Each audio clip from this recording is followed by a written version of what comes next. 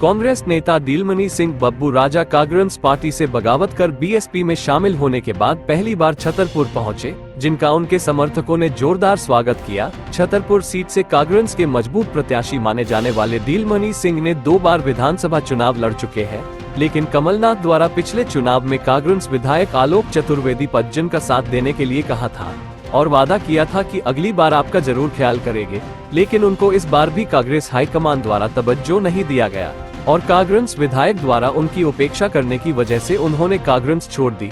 दिलमणि सिंह के कांग्रेस छोड़ने से अब छतरपुर विधानसभा सीट पर कांग्रेस के समीकरण बिगड़ सकते हैं। छतरपुर से सुनील कुशवाहा।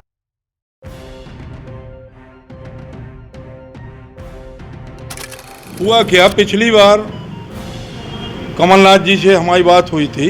कमलनाथ जी ने ये कहा था हमसे कि भैया इस बार पज्जन जी का साथ दे दें आप और अगली बार आपके लिए मैं कुछ करूंगा। तो जी जान से पज्जन जी का साथ दिया अपन ने और इनको चुनाव जिताया है, जितवा के ले गए। वहाँ जब पहुँचे हैं आज मतलब ये वहाँ पे जब शपथ ग्रहण में पहुँचे हैं तो ये भी भूल गए थे कि मेरा कोई साथी है, उसको भी साथ ले जाना चाहिए। तो ये मुझे छोड़ के चले गए। 1 महीना तक ये हमारे साथ बहुत अच्छे चले। 1 महीना बाद इनने अपनी रास्ता अलग कर ली, तो मैंने भी अपनी रास्ता अलग कर ली। अब कमलनाथ जी का कहना ये था, बीच में बोले वो कि आप क्षेत्र में उतरिए। उनने अपने आदमी पहुंचाए थे ऑफिस से कुछ कि आप क्षेत्र में उतरिए और कुछ भी हो सकता है, आपको टिकट देंगे।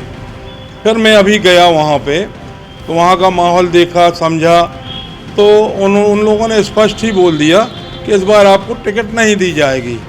हमें 35-40 साल से कांग्रेस की सेवा करते आ रहा हूँ, कभी भी मुझे कांग्रेस के सिंबल से चुनाव लड़ने नहीं मिला है। इस बार सोच रहा था कि मिलेगा चुनाव लड़ने के लिए, मगर कांग्रेस के सिंबल से चुनाव नहीं मिला मुझे। मैं 2008 में जब इतनी अच्छी स्थिति बनी हुई थी कि कांग्रेस से टिकट देती थी तो एक तरफा चुनाव निकल जाता, 2008 में भी मुझे नहीं दिया। फिर मैंने भाजपा से चुनाव लड़ा मैं और मैंने दिखा भी दिया। कांग्रेस तीसरे नंबर पे पहुंची थी, मैं चुनाव जीत गया था।